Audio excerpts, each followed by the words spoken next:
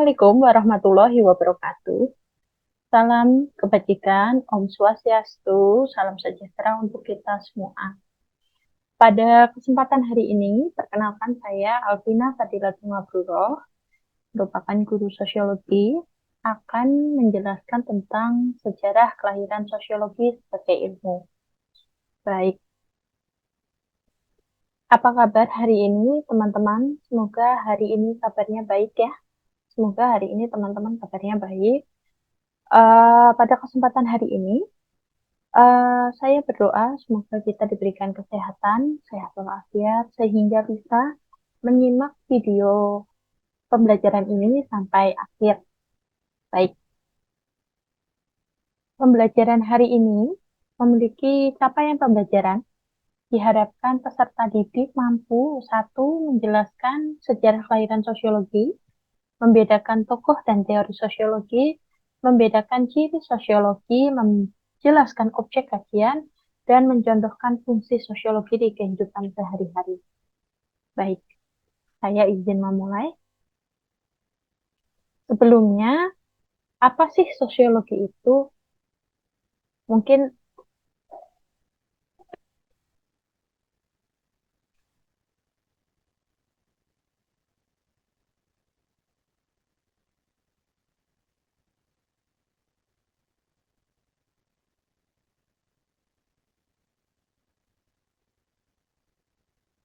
mungkin teman-teman sering gitu ya mendengar kata logi gitu. Ya, seperti biologi gitu kan, astrologi gitu kan. Nah, sekarang sosiologi apa sih itu sosiologi?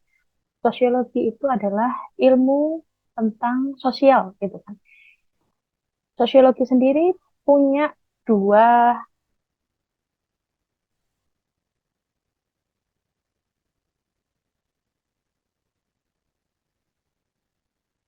punya dua makna ya, berasal dari dua kata yang berarti yang soya itu sosius yang berarti teman ya, dari bahasa Latin, dan logos yang berasal dari bahasa Yunani yang punya arti ilmu atau berbicara.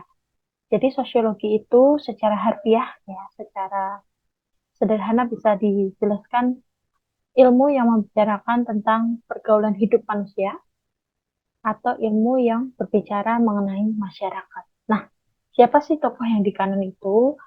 Tokoh yang di kanan itu adalah Auguste Comte, merupakan bapak sosiologi, seseorang yang mencetuskan ilmu sosiologi. Begitu teman-teman ya. Nah, bagaimana sih sosiologi itu lahir?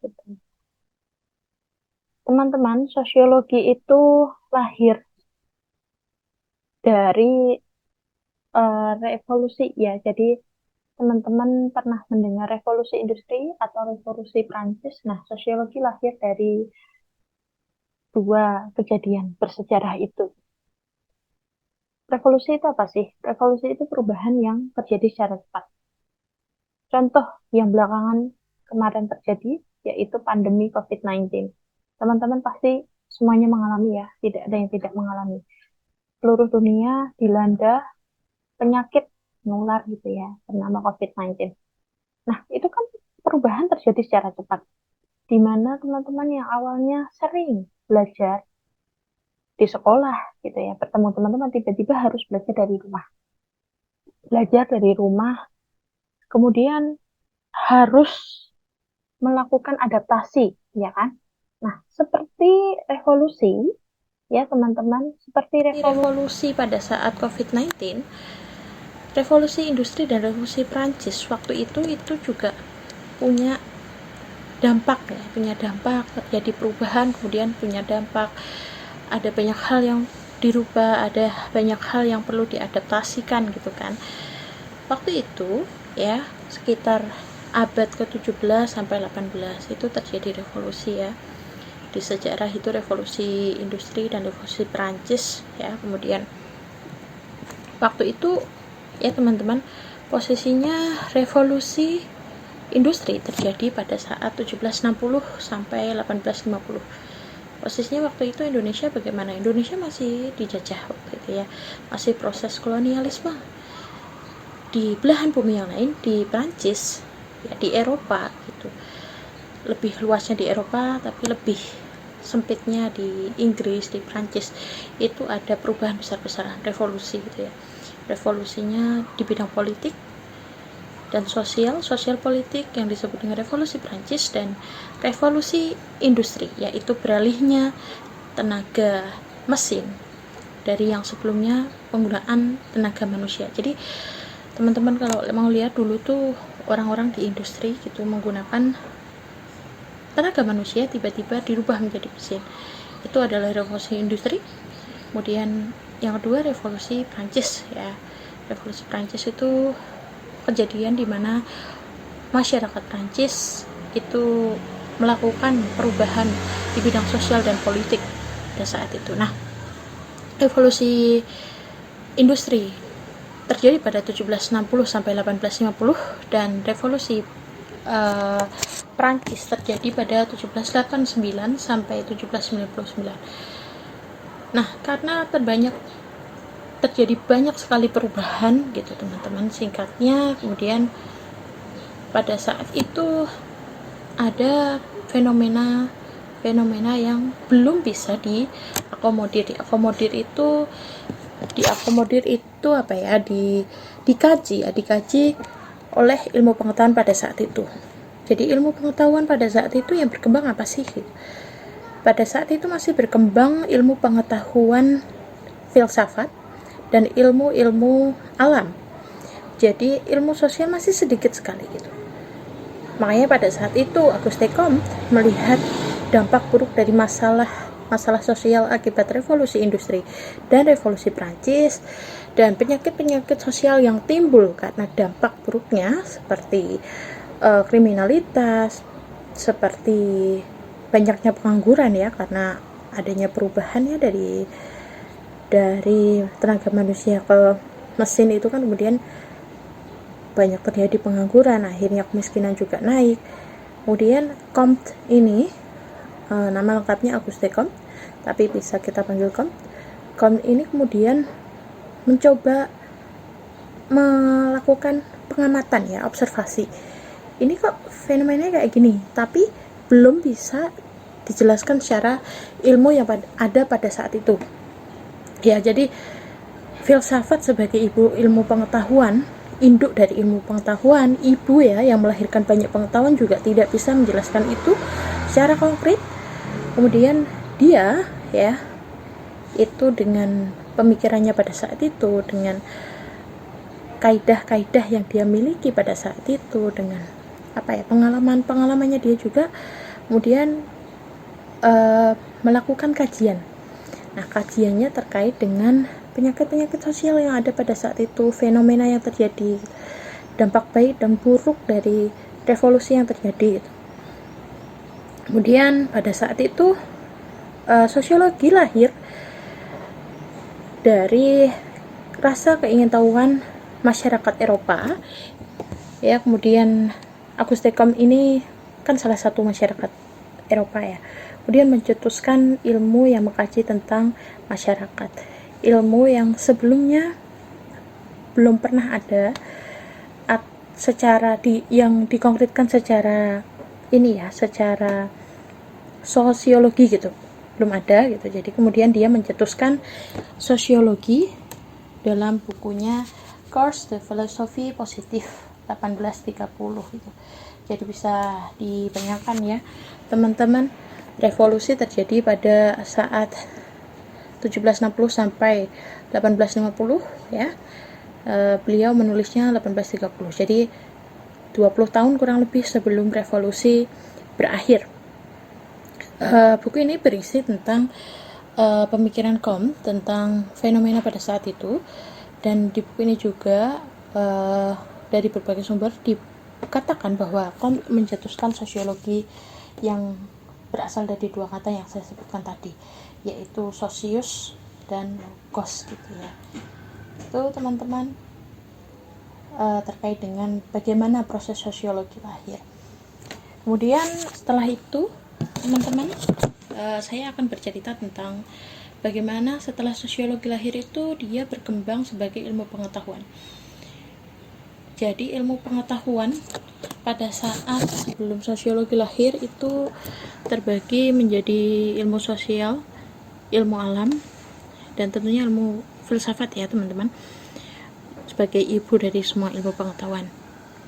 Nah, pada saat itu Comte itu masih belum benar-benar merumuskan sosiologi sebagai ilmu yang benar-benar murni yang menjadi sosial. Dia masih menambahkan atau mengkaitkan ilmu sosiologi dengan beberapa ilmu yang ada pada saat itu, yaitu dia masih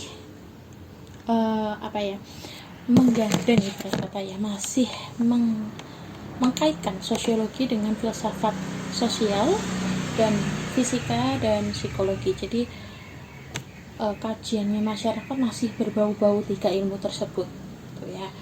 Kemudian gimana sih Bu ceritanya sosiologi bisa jadi benar-benar ilmu murni? Itu nanti prosesnya panjang. Auguste Comte, kemudian dia pemikiran Auguste Comte tentang sosiologi ini, tentang masyarakat, tentang kajian tentang masyarakat ini disempurnakan lagi oleh Herbert Spencer, Emil Durkheim gitu ya. Kemudian setelahnya sosiologi menyebar ke Amerika, salah satunya juga ke Indonesia. Nah, di lingkup Indonesia sendiri, teman-teman bisa saya katakan bahwa sosiologi ini ya itu hadir secara akademis itu mulai tahun 1940-1940-an gitu ya, secara formal gitu. Yang tercatat dalam sejarah, yang pertama secara akademis ini ya, secara akademis itu dikenalkan pada saat materi kuliah Prof. Mr. Sunario Kolopaking di 1948 pada saat kemerdekaan Indonesia yang ketiga gitu ya, di Akademi Ilmu Politik Yogyakarta yang sekarang jadi Visipol UGM. Terus kemudian setelah itu berkembanglah kajian-kajian dari sosiolog Indonesia, dan berkembang pesatnya pada saat Prof. Selo Soemardjan melakukan penelitian di beberapa wilayah di Indonesia, dan kemudian Prof. Selo Soemardjan ini menjadi pendiri jurusan sosiologi di Universitas Indonesia atau yang dulu itu Fakultas Ilmu Pengetahuan dan Kemasyarakatan, yang kemudian melahirkan beberapa karya di bidang sosiologi. Nah, bisa saya sederhanakan teman-teman ya, kalau sosiologi ini pada saat itu ya bisa dibilang punya beberapa tokoh penting ya, yaitu Auguste Comte sebagai pencetus ilmu sosiologi, Emil Durkheim sebagai bapak sosiologi modern yang nanti akan saya jelaskan, dan Prof. Dr. Selo Soemardjan yang menjadi bapak sosiologi Indonesia gitu ya. Nah, semakin lagi perkembangannya semakin banyak lagi ketika George Ritzer, seorang sosiolog yang berjasa menyebarkan sosiologi melalui karya metateoritis. Metateoritis itu seperti kompilasi beberapa teori ya, beberapa teori dari sosiolog itu dikumpulkan menjadi satu buku. Karena di saat itu teknologi itu belum semodern sekarang. Teknologi itu masih berbasis cetak ya teman-teman, cetak, radio gitu kan di tahun itu ya gitu. Jadi pada saat itu George Ritzer kemudian membuat kompilasi karya beberapa tokoh sosiologi, atau kita bisa sebut sosiolog, jadikan satu teori, jadikan satu buku. Kemudian proses belajar sosiologi itu semakin masif dan semakin mudah gitu ya, karena adanya satu buku gitu. Nama bukunya adalah Multiple Paradigm Science 1975. Tuh teman-teman ya, bagaimana sosiologi lahir dan kemudian tersebar. Selanjutnya adalah hakikat ilmu sosiologi. Seperti yang tadi saya bilang, ilmu pengetahuan itu terbagi jadi berbagai macam gitu ya.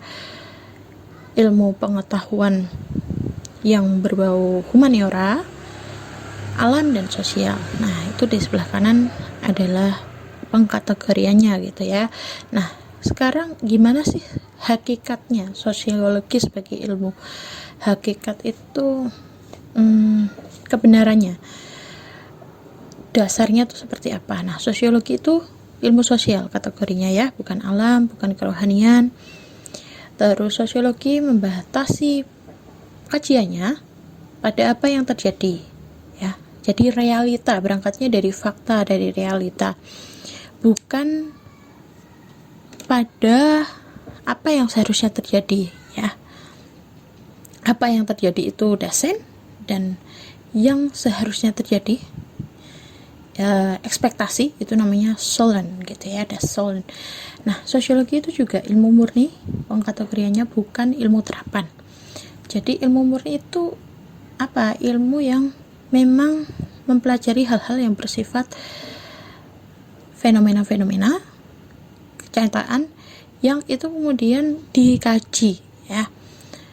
Selanjutnya sosiologi adalah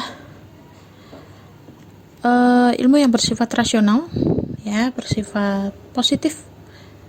Kemudian selanjutnya siapa saja tokoh sosiologi. Nah, tadi di awal saya sebutkan nama-nama tokoh, yaitu Auguste Comte, ya Emile Durkheim gitu ya. Nah, sebenarnya pengkategorian sosiolog, tokoh sosiologi, orang yang belajar tentang ilmu masyarakat itu ada 3 berdasarkan buku George Ditzer.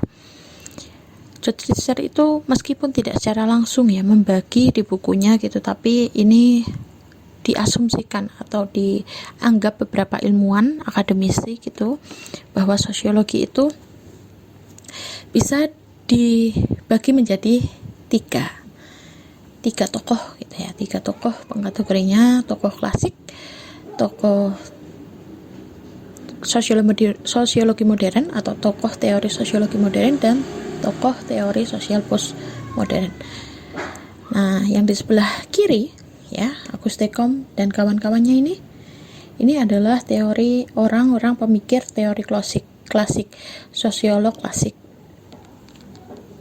Mereka yang kemudian hidup di awal sosiologi lahir, mengembangkan konsep-konsep dan teori-teori ya teman-teman, konsep-konsep dan teori-teori yang benar-benar bisa dibilang awalan ya, yang mengawali itu.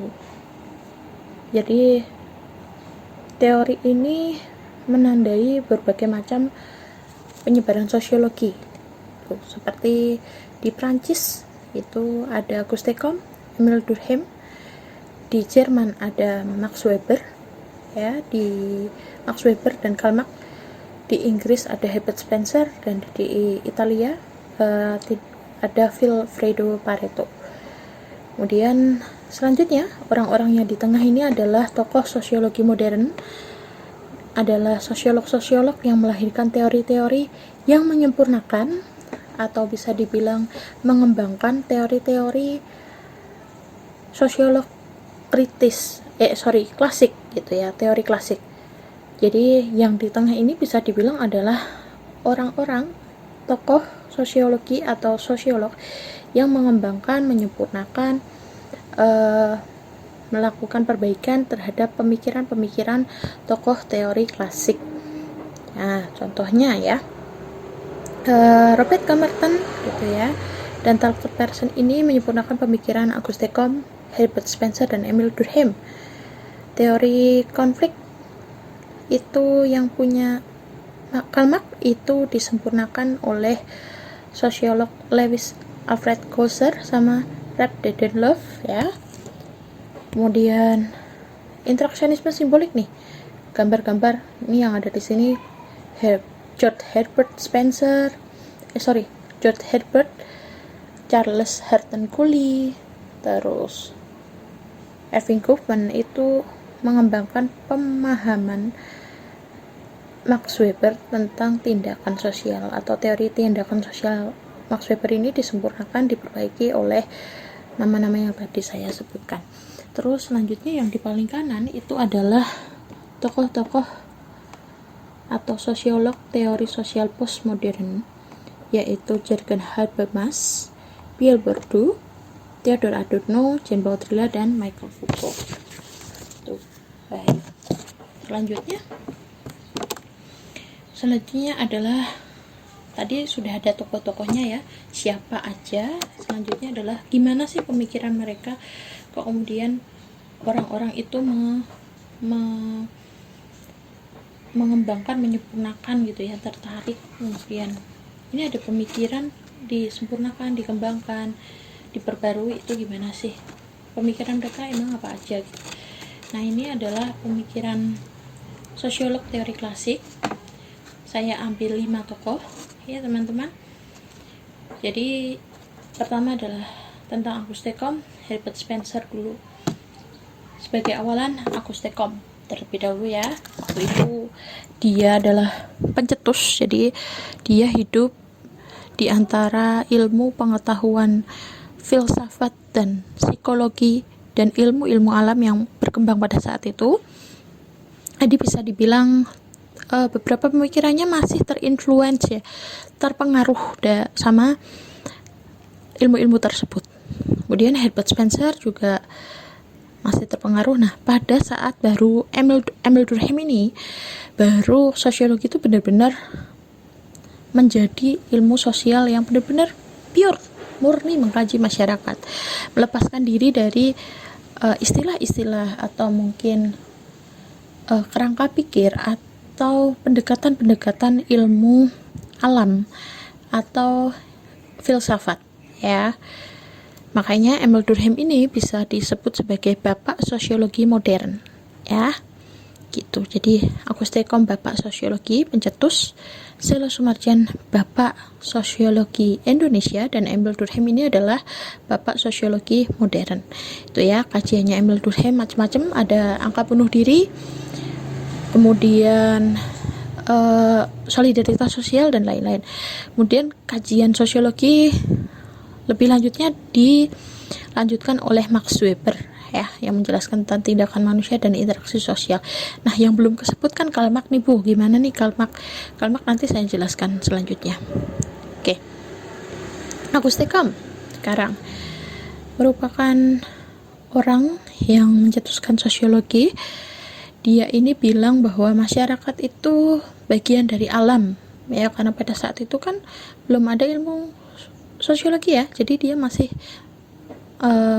mengkaitkan ilmu tentang masyarakat itu masih ada hubungannya sama alam gitu ya, sehingga studi masyarakat itu merupakan sesuatu yang pasti, yang terukur, faktual, yang nyata, yang berdasarkan data empiris gitu.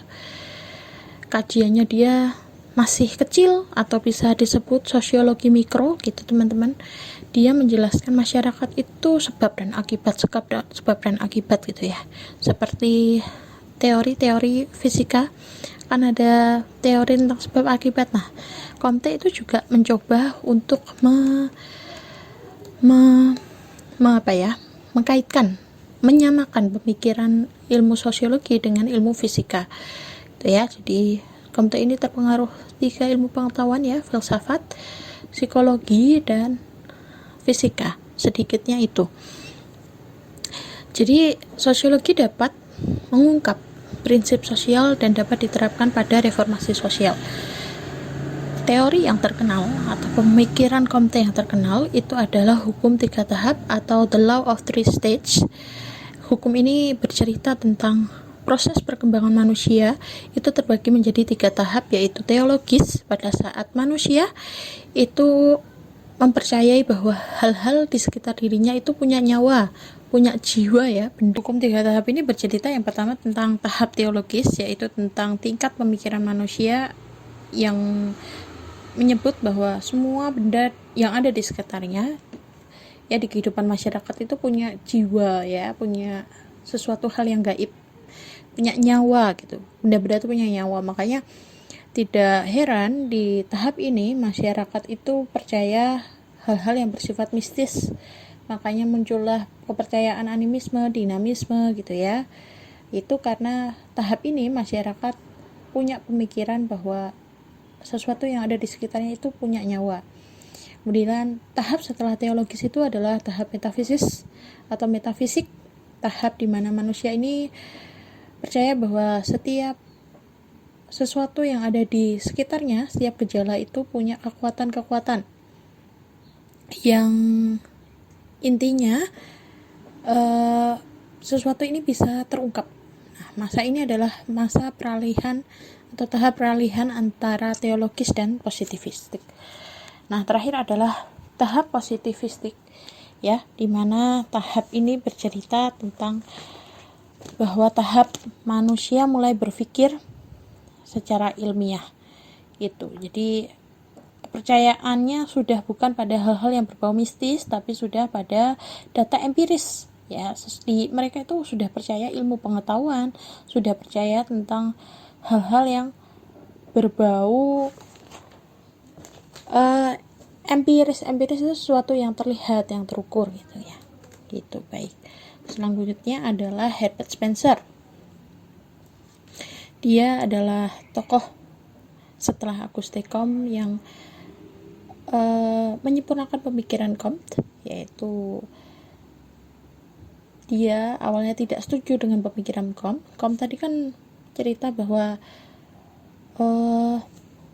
manusia itu gitu ya, manusia itu punya beberapa tahap perkembangan, ya. Nah, Comte ini bilang bahwa punya perkembangan gitu ya, tapi orang itu nggak boleh ikut campur dalam proses manusia berkembang gitu. Karena apa? Manusia itu proses perkembangan hidupnya, masyarakat ini proses perkembangan hidupnya itu dari proses yang rendah ke proses yang tinggi. Dia bilang manusia itu selalu berevolusi, ya, melakukan perubahan yang terjadi secara lambat. Revolusi itu cepat, evolusi itu lambat. Nah, ke tahap yang lebih tinggi. Jadi di sini ada proses adaptasi. Kalau orang menghadapi perubahan itu, kalau Comte itu kan punya tahap pasti nih. Nah, kalau Herbert Spencer ini enggak. Manusia menghadapi perubahannya itu sifatnya meskipun cepat, tapi manusia itu adaptasinya pelan-pelan gitu. Manusia atau masyarakat yang punya daya juang atau fighters, dia yang akan bertahan. Nah, Spencer ini terpengaruh oleh pemikirannya Darwin dari ilmu pengetahuan biologi, ya. Makanya dia semacam menyadur atau mengadaptasi pemikirannya Darwin di pemikiran sosiologi. Nah, dia ini melahirkan teori evolusi sosial. Jadi masyarakat di proses revolusi perubahan cepat itu dia pasti melakukan adaptasi. Nah, adaptasi, orang yang tidak bisa beradaptasi nanti lama-lama juga akan gugur gitu. Sifatnya seleksi alam gitu. Selanjutnya, Karl Marx, dia adalah tokoh sosiolog yang mempengaruhi sosiologi dalam ranah ekonomi, karena dia ekonom, ya. Di ekonomi pasti kan ada nama Karl Marx. Dia itu awalnya filsafat juga seperti Auguste Comte. Dia diusir karena tulisannya cukup fenomenal dari negaranya gitu ya. Dia itu aslinya, seingat saya, Jerman, ya. Kemudian dia diusir dari Jerman karena pemikirannya pada saat berfilsafat, ya. Kemudian dia diusir dan menjadi tokoh sosiologi di Inggris. Jadi kalau Auguste Comte tadi dia menumbuhkan pemikiran-pemikiran sosiologi gitu ya, memahami konteks masyarakatnya di Prancis. Karl Marx ini konteksnya pemikirannya di mana sih? Pemikirannya dia di Inggris gitu. Tuh, kemudian gimana kalau Herbert Spencer? Herbert Spencer itu juga kajiannya di Jerman, ya. Sama-sama di Eropa tapi cuma beda negara gitu. Karl Marx ini punya pendapat bahwa konflik, ya, revolusi itu melahirkan konflik kan pada saat itu. Ada fenomena, ada dampak gitu. Salah satunya yaitu konflik. Konflik antar kelas itu terjadi bukan karena masyarakat tuh sebenarnya kayak kaget gitu, shock gitu terhadap fenomenanya, tapi sebenarnya konflik antar kelas di masyarakat itu pada saat itu terjadi karena pertentangan dan ketegangan antara kelas pekerja dan kelas pengusaha. Kelas pekerja dalam perspektif Karl Marx ini namanya kelas buruh atau proletar ya, maaf itu proletar, dengan kaum pengusaha atau kaum borjuis. Nah, teori ini bilang bahwa karena ada pertentangan antara borjuis dan proletar ini, itu terjadi karena kekayaan dan kekuasaan itu tidak terdistribusi dengan baik gitu. Makanya karena tidak ada keadilan antara si kaya dan si miskin ini, si buruh sama si pemilik modal ini, si pengusaha, terjadilah konflik gitu. Terjadilah perebutan kekayaan dan kekuasaan gitu. Jadi si miskin juga, masa iya sih miskin tuh kayak sama-sama kerja tapi yang kaya si pemilik modal, si pengusahanya, dia cuma jadi buruh gitu kan. Makanya dia bilang di teori konflik ini, Karl Marx itu bilang bahwa adanya konflik sosial itu terjadi karena kekayaan dan kekuasaan tidak tersalurkan secara merata. Tuh, jadi pokok perubahan sosial itu ada di sektor ekonomi kalau kata Karl Marx. Ya, jadi kalau si Agus Dekom tadi menyoroti bahwa perubahan sosial itu terjadi karena beberapa tahap gitu ya. Si Spencer bilang perubahan sosial itu manusia nggak boleh ikut campur karena setiap manusia itu pasti punya adaptasi sendiri-sendiri. Nah, Karl Marx ini punya perubahan sosial di masyarakat itu, di manusia itu terjadi karena faktor ekonomi. Ya, gitu. Ya, kalau pemikiran ini dikaitkan dengan kehidupan sehari-hari pasti banyak gitu. Karya terkenal dia Das Kapital ya. Sampai sekarang buku ini masih beredar di mana-mana gitu, dalam bacaan bahasa Indonesia gitu. Dan masih menjadi kajian yang ditelaah atau dikaji oleh beberapa ilmuwan-ilmuwan atau akademisi-akademisi sampai sekarang gitu ya. Terus tokoh yang keempat yaitu Emil Durkheim, orang yang menjadi bapak sosiologi modern. Dia ini menyempurnakan lagi ya pemikirannya si Comte kan dikritik oleh Spencer, kemudian disempurnakan lagi oleh Emil Durkheim. Dia bilang bahwa sosiologi itu harus punya metode yang khas, yang sahih ya, yang berdiri sendiri gitu. Nah, makanya pada saat itu dia dikenal sebagai bapak sosiologi modern karena dia ini yang berhasil mencirikan sosiologi sebagai ilmu yang murni, sebagai ilmu yang pas, sebagai ilmu yang mandiri gitu ya, yang mapan gitu. Nah, kajiannya maksud Emil Durkheim ini apa? Kajiannya dia itu tentang agama ya, tentang kehidupan manusia.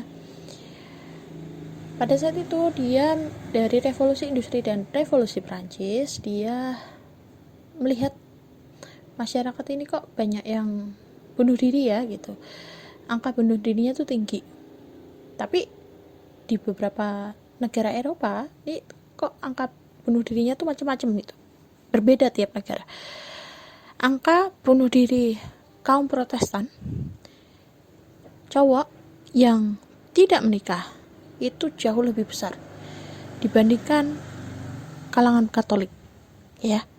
Jadi waktu itu kan Protestan dan Katolik tuh memang ya banyak ya pemeluknya di Eropa ya, selain Yahudi gitu. Kemudian Protestan Katolik itu kan punya pengikut, punya jemaah yang banyak gitu di Eropa. Nah, tapi kenapa ya angka bunuh diri kaum Protestan cowok pria ya yang tidak menikah itu jauh lebih tinggi dibandingkan kalangan Katolik atau Yahudi dan perempuan yang sudah menikah. Kenapa nih? Nah, kemudian dia itu dari fenomena tersebut, angka bunuh diri tersebut, dia punya konsep, ya, konsep macam-macam. Konsep yang terkenal dari Emil Durkheim ini tentang anomi, tentang solidaritas sosial. Dari fenomena tersebut, Durkheim itu menjelaskan integrasi sosial, ya, pada kehidupan masyarakat itu punya peran yang sangat besar. Derajat keterikatan manusia pada kelompok itu menjadi faktor kunci dalam tindakan. Jadi manusia tuh semakin dia banyak terikat atau semakin sedikit terikat, itu dia akan lebih mudah melakukan tindakan bunuh diri, kalau kata dia. Jadinya dia itu punya beberapa 4 konsep nanti ya, tentang solidaritas, tentang bunuh diri itu, kaitannya solidaritas dan bunuh diri gitu. Nanti dia punya beberapa pemikiran, punya beberapa konsep pendapat gitu ya. Nanti dibahas di lain waktu. Nah, Durkheim ini menjelaskan beberapa fenomena pada saat itu di Eropa dengan mengkaji tentang bunuh diri. Nah, itu salah satu pemikirannya dia gitu. Nah, Durkheim ini selain mengkaji tentang bunuh diri, dia juga meneliti tentang division of labor, jadi pekerja-pekerja, kemudian agama-agama di Eropa gitu ya. Terus dia karya dia yang menjadi terkenal itu adalah Suicide, the division of labor in society, the elementary form of the religion life. Konsep atau teori dia yang terkenal itu adalah faktor sosial dan solidaritas sosial. Tuh. Selanjutnya, teman-teman, adalah Max Weber, sosiolog yang lahir di Jerman, ya, sama seperti si Herbert Spencer, dia tuh sama-sama Jerman nih. Dia menjelaskan tentang konsep Verstehen yang berarti pemahaman atau memahami. Jadi kalau mau meneliti, mau mengkaji masyarakat, kita itu harus memahami kenapa sih masyarakat seperti itu gitu. Weber ini punya teori yang terkenal yaitu tindakan sosial, dan karya terkenalnya itu Basic Concept in Sociology, itu typo, dan Protestant Ethic dan The Spirit of Capitalism. Nah, ini adalah rangkuman dari pemikiran sosiolog teori klasik. Dan selanjutnya adalah ciri-ciri sosiologi. Ada 4, teoritis, empiris, kumulatif, dan non-etis. Bisa disingkat tekno ya, teoritis untuk T-nya, ya, kumulatif, empiris untuk E-nya, kumulatif untuk K-nya, non-etis untuk no-nya ya. Teoritis ini sosiologi berusaha menyusun abstraksi dan dari hasil observasi itu. Jadi maksudnya gimana sih tuh, sebagai ilmu sosial punya ciri yang membedakan dia dengan ilmu biologi, geografi gitu ya misalnya. Apa sih cirinya gitu? Yang pertama, dia menyusun abstraksi dari hasil observasi yang menjelaskan sebab akibat. Banyak kemiskinan, banyak pengangguran. Kenapa? Karena ada revolusi industri, ada revolusi Prancis kan gitu ya. Empiris. Sosiologi tidak spekulatif, jadi dia bukan hayalan, dia ini adalah ilmu yang benar-benar ada. Jadi dia mengkaji masyarakat. Masyarakat itu kan bukan hayalan ya, tapi memang ada di kehidupan sehari-hari. Jadi sosiologi itu mengkaji sesuatu hal yang memang ada di masyarakat, realita yang bisa masuk ke akal sehat atau kajiannya itu bersifat logis. Selanjutnya kumulatif. Teori sosiologi dibentuk berdasarkan teori yang sudah ada, kemudian diperbaiki, diperluas, dan diperhalus. Non-etis, tidak mempermasalahkan baik buruk. Nah, ini contohnya. Kalau ada revolusi Prancis ya, kemudian teoritisnya sosiologi, gimana sih cirinya sosiologi? Yaitu ketika Comte melihat fenomena dan dia menyusun konsep sebab akibat dari revolusi industri dan revolusi Prancis. Oke, revolusi industri dan Prancis ini kemudian merubah banyak masyarakat, banyak pengangguran mengakibatkan apa? Kemiskinan mengakibatkan apa? Angka kriminalitas yang tinggi gitu. Nah, itu adalah teoritis. Jadi teoritis itu mencoba membuat fenomena yang ada di masyarakat menjadi konsep-konsep sosiologis. Nah, itu teoritis. Empiris itu contohnya tidak bersifat spekulasi, ya, perkiraan, tapi benar-benar bersifat nyata. Fenomenanya ada, bisa dilihat, bisa diamati, bisa diobservasi. Bukan imajinasi, tapi sifatnya memang bisa dilogika, bisa diterima akal sehat gitu. Kemudian kumulatif, ketika Comte mencetuskan konsep sosiologi, Spencer menyempurnakan. Dia nggak setuju, terus disempurnakan. Habis itu disempurnakan lagi oleh Emile Durkheim, itu kumulatif. Dan non etis itu adalah tidak berpasangkan baik buruk. Jadi dia mengkaji hal yang baik dan buruk untuk dijelaskan kenapa ini terjadi, sebab akibatnya apa gitu. Selanjutnya, apa saja objek kajian sosiologi? Objek kajiannya itu individu dan masyarakat dalam konteks kehidupan, dalam berhubungan ya di masyarakat. Nah, ini saya klasifikasikan kalau di kelas 10 itu ada 10 itu ya, sosialisasi, interaksi, tindakan, konformitas, penyimpangan, pengendalian, nilai, norma lembaga, stratifikasi, diferensiasi, dan mobilitas. Kelas 11 kelompok sosial, hubungan antar kelompok, perilaku kolektif atau gerakan sosial, konflik sosial, permasalahan, dan integrasi. Kelas 12 perubahan, modernisasi, dan globalisasi, pemberdayaan, kearifan lokal, kajian perempuan dan gender, kebudayaan, struktur sosial, dan kesejahteraan. Baik, nah itu tadi secara umumnya. Nah, kalau secara khususnya objek kajian sosiologi itu terbagi jadi dua, material dan formal. Material itu apa sih? Yang bisa kita rasakan keberadaannya. Sedangkan kalau yang formal itu kita bisa ikut terlibat di situ, berinteraksi secara langsung. Material ini terbagi jadi dua, fisik dan non fisik. Fisik itu yang bisa kita pegang, non fisik itu yang bisa kita logika dengan akal sehat. Itu teman-teman ya, itu adalah pecahannya beberapa. Selanjutnya, cabang ilmu sosiologi bermacam-macam, ada demografi, sosiologi kota, sosiologi desa, sosiologi agama, sosiologi pendidikan, sosiologi hukum, sosiologi politik, sosiolinguistik, itu sosiologi terkait dengan bahasa, psikologi sosial, dan sosiometri. Sedangkan perannya ada 4, sosiolog sebagai konsultan kebijakan, sebagai guru atau pendidik atau pengajar ya, bisa jadi dosen juga, pekerja sosial, analis, wartawan, atau bisa juga sebagai peneliti gitu. Nah, ini fungsi sosiologi. Teman-teman ada 4, 3 ini yang utama, yang pokok, yang harus disebutkan besok kalau ulangan, UAS, atau mungkin teman-teman studi lanjut. Nah, ini 3 yang harus disebutkan. Yang pertama, sebagai fungsi sosiologi sebagai penelitian sosial, itu melakukan upaya penyidikan terhadap fenomena masyarakat. Kemudian kita menemui fakta di lapangan, mencari polanya seperti apa, dan menarik kesimpulan atas pola-pola tersebut gitu ya.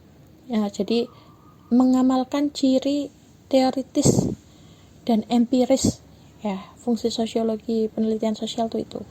Kemudian pemecah masalah sosial itu mencoba melihat fenomena di masyarakat, kemudian menganalisis, memberikan informasi terkait faktor penyebab, dampak, dan upaya untuk mengatasi masalah. Perbedaannya apa? Penelitian sosial tadi untuk melakukan penyidikan, sedangkan pemecahan masalah ini sudah termasuk saran-saran dan mungkin usulan-usulan ya untuk menyelesaikan masalah. Jadi bukan hanya kayak melakukan kajian saja, tapi ini sudah memberikan usulan-usulan untuk solusi. Nah, kemudian perencanaan ini berfungsi untuk menjelaskan perkembangan masyarakat. Dia fungsinya untuk melakukan perencanaan entah dalam bidang mikro atau makro gitu ya, kecil atau besar. Perencanaan ini tentunya berdasarkan fakta di lapangan atau data-data empiris. Terus selanjutnya adalah fungsi tambahan, yaitu fungsi pembangunan. Jadi setelah tadi adanya perencanaan sosial, terus kemudian apa? Dia gini, jadi masyarakat itu dilihat, kan dilakukan, diteliti nih, kemudian ada masalah, usulannya seperti ini, terus direncanakannya seperti apa, nah dieksekusinya seperti apa. Nah, pembangunan sosial ini merupakan tahapan lebih lanjut ya dari perencanaan. Jadi dia membangun masyarakat. Pembangunan masyarakat ini punya proses atau punya tahap ya, yaitu 3: perencanaan, pelaksanaan, dan evaluasi. Oke, jadi terakhir ini teman-teman, apa kesimpulannya? Kesimpulannya adalah ini bisa dibaca atau di screenshot ya. Tuh, baik teman-teman, sekian dari saya. Wassalamualaikum warahmatullahi wabarakatuh. Semoga bermanfaat. Salam sosiologi.